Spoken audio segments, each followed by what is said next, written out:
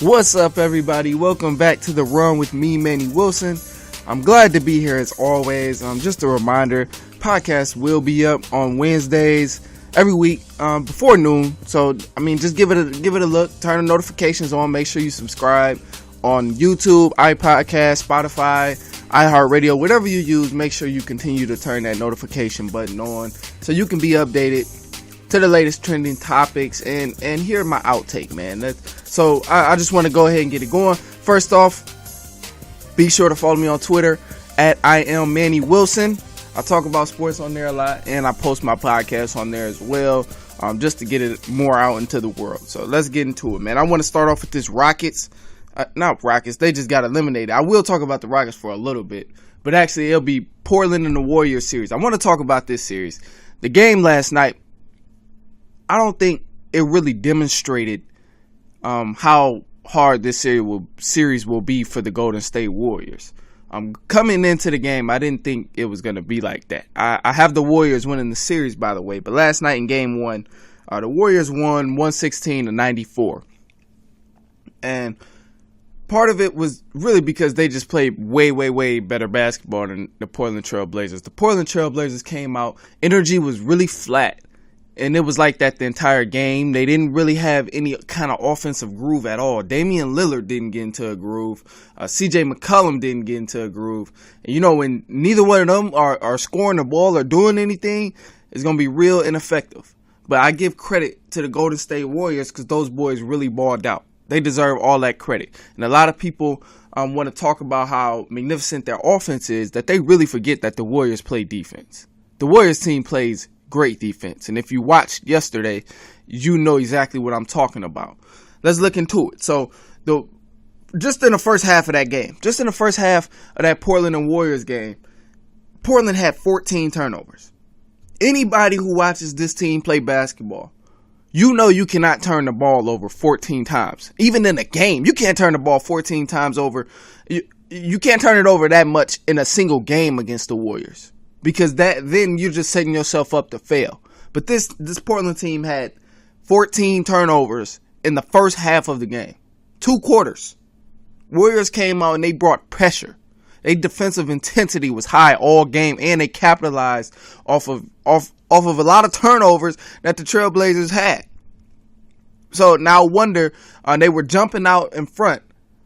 But not only, the game wasn't a blowout. I'll put it this way. The game wasn't a blowout, but when you play the Warriors and you're down 10 points, 12 points the whole game, it really starts to seem like a blowout. Especially if you're playing them in the Oracle, which is their home arena. It really starts to seem like you're just down 20 points. Because no matter what you do, it's like you can never close that 10-point, 12-point gap against the Golden State Warriors. Because they continue to add points. That's how it is. But one thing I noticed, the Portland Trailblazers, they did all the things that you do not want to do against the Warriors. You don't want them to have easy buckets. Warriors got way too many easy buckets. I think people take it for granted that the Warriors, or it's this built around stigma that the Warriors can only shoot the ball or that's all they're good for. When really they can slash, they do pick and rolls, they do backdoor cuts, they do all kind of stuff. They play great basketball together, and that's really it's as simple as that. That's what happened. And Portland played with the lack of defensive intensity. They didn't come out hard at all, and they just got rolled over. They got rolled over, and it was that plain and simple. Watching the game, you could see the difference because you could see the difference. I don't know what it was, if it was a mentally exhausting type of thing, because I know Portland did go to 7 games in their last series against Denver, and it was a close game. It was a long battle. Denver did give them a good run for their money. It was in the dogfight last series. So, that could have played a huge part into game one. Again, I don't like to say excuses for anybody because, when you go out there, you're supposed to play at your best potential. You're supposed to play at your best potential and give it all that you got.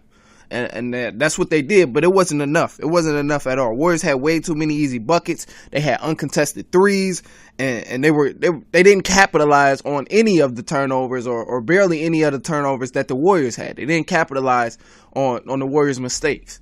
When you play this team, you damn near have to play a perfect game.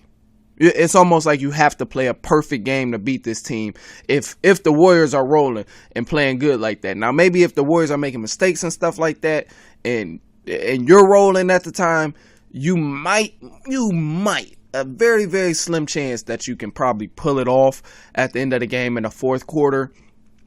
But that's rare. And that's kind of where I believe the Rockets went wrong when you look at the last series that's been going on. That's rare. The Rockets, they didn't really play a lot of defense, but times they would stay close. They would hang in there, sometimes close the 10-point gap, which is already hard to do. So they would close the 10-point gap because they have mostly focus on offense, but not focusing on the defensive end really started to hurt them. And you can't out-offense the Warriors. That's not what goes on. That offense on the Golden State team has way too much firepower, and they play too well together as a team.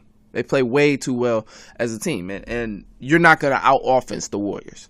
And that's with anybody. I don't care who your offense is. You're going to need an all-star team to be able to outplay the Warriors on the offensive end consistently. Like, especially through 7 games. You're going to really need a great team to do that.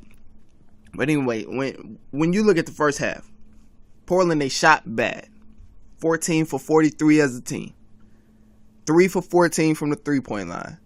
They finished with a bad, I think Damian Lillard was probably like 2 for 9 or something from the three-point line, and CJ McCollum was 1 for 5 from the three-point line.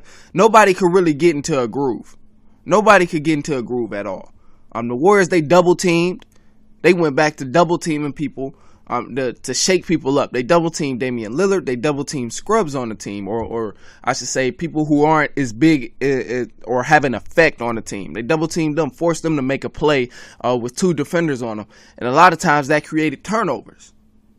And it was very smart by the Warriors because they kept their defensive intensity up. It kept Portland Trailblazers very uncomfortable. It kept them uncomfortable throughout the game, especially that first half, because when they came out and really put a beating on them in the first half, they just never looked back. Because when you continue the game, go to the second half. When you go to the second half, Portland finished with 21 turnovers, but they had 14 of them in the first half, which is ridiculous. So they finished with 21 turnovers, but by that time, you've been down 10 points the whole game. You're trying to start a run, and then all of a sudden, that's when it happens. That's when it starts to happen. No matter how close you get to cutting that 10-point gap, it stays that 10-point gap because Stephen Curry starts shooting the ball wonderfully, like he does. He starts shooting the blood out the ball. And then when he goes out the game, maybe I'll get a break. Nope, not this time. Klay Thompson is here. Klay Thompson is here to shoot the ball now. So, it's tough. And then even if Klay was not shooting the ball, watching that game, even if Klay wasn't shooting the ball, it was still other people that was very effective, like on just like hustle points and stuff like that, or hustle stats. Like, I don't really pay attention to any other hustle stats because it's kind of pointless to me to like write a stat down for hustling and stuff like that. It's based on effort. That's something you just gotta catch from the eye. So I don't really see the point of hustle stats. But when you watch. You've seen more people on the Warriors, and you've seen their full bench. The full bench. That 12-man roster, they utilized a lot of people from that roster. Quinn Cook came in shooting the ball, and he made a few important threes. Looney came in. He came in hustling, playing defense, stuff like that. That's all you can ask for from a role player or a bench player to come in the game and still give effort and still have some kind of impact on the game. So those guys did that, and it was just, they utilized everybody, and it was actually it was great basketball. They continued to get easy buckets, pick and roll. Nobody, I don't know what Portland was doing. Nobody played defense on Stephen Curry the whole game. I don't know what was going on. They run a pick, and they just act like nobody could step up anything. It was just really a lack of effort from the Trailblazers. It was really a large lack of effort because every time I seen Stephen Curry come off a screen, it was somebody open, whether it was him or somebody else. It was really just a lack of effort. Nobody was like rushing to the ball to close out. I didn't see anything like that. I probably seen it one time throughout the game, and it was Harkless on the small forward for Portland Trailblazers. It was Harkless. He was the one that closed out on like one open three. from what I remember. Like off a pick and roll. He left his man and went to go close out. And I'm like, everybody has to be on the same page with that, man. You know you're going against a great shooting team. You know this team is very talented and plays well as a team. That's really where they hurt you, because they play so well as a team. Not only you don't just have to worry about one player. Like, you can't really key in on one player and think, all right, we just stop him tonight and then that's it. But with Portland, you can kind of do that. You can kind of do that with Portland. When you look at CJ McCollum and Damian Lillard, if you take one of them away and force the other one to beat you, the other one is going to have a big game. Think back to the last series with Denver. Whenever Dame was not doing his thing, or whenever Dame had a bad game, who was there to always put him on his back? And who had at least 35 points? CJ McCollum. And whenever CJ McCollum wasn't really like putting on the show and stuff like that, who was the other guy on the floor putting on that big show? Damian Lillard with at least 35 plus points. So you take one away and force the other one to beat you. I mean, there's an easier strategy to beat that team than a strategy with the Warriors. You have to, like I said, with the Warriors, you have to play a perfect game, just about a perfect game. You got to be in sync the entire game, stay focused, stay locked in, and continue to give maximum effort. And the biggest thing is, during those 10-point stretches, if the Warriors are not scoring the ball, you have to continue to just get the ball in the hoop. Regardless of how many threes they make, it does not matter. You have to take care of the ball and continue to get the ball in the hoop, whether it's a 2 or 3, but it has to happen. You have to have that consistent flow of offense. That's just, I mean, even if you're not going on big runs and stuff like that, you just have to have the consistent offense. And that's why I think Greg Popovich always gave the Warriors a good run, because his offense was always consistent. When they had Kawhi Leonard, the year Kawhi Leonard got hurt, I know I'm talking about one game. I know I'm talking about the one game. But and that series could have obviously went anyway. But the year Greg Popovich or the year Kawhi Leonard got hurt with Zaza Pachulia and the thing like that, where he stepped on his ankle and all of that. But that game, I know it's one game, so don't get me wrong, just that one game, Spurs was really tearing them up. They was putting a beat down on them. But not only because like the Warriors were probably playing bad. I don't remember exactly how the game went because it was some years ago. But I don't remember exactly how the game went. But their offense is consistent. When you look at other teams that has beaten the Warriors, like when you look at games, even in a Rocket series, where they have beaten the Warriors, like just in a regular game, it's because that offense has stayed consistent in crunch time. In crunch time, they're constantly getting buckets. You're constantly scoring, so the scoreboard is not getting lopsided. Even though the Warriors might hit a 3, okay, you might be down 3. So, but if you get a 2, then what? You're down 1. Now, if the Warriors miss, now you're only down 1, and you just got to continue to have that constant flow of scoring the ball, because that team can do it so well. So it's also part of what I'm saying, like, capitalize off their mistakes. You have to make sure you capitalize off their mistakes. You got to do the small things. You got to hustle on defense, because that team can beat you in so many different ways. They can beat you in so many different ways. And then this is another thing. They didn't even have Kevin Durant. So when KD comes back, I don't know what's going to go down. It's going to be tough. It's going to be tough. I don't even know. For Portland, I'm sure at some point, like I said, I don't want to make excuses. I'm sure at some point they were mentally exhausted because they just played a long series of 7 games. They had a game where they went to 4 overtimes and then had to play 2 nights later.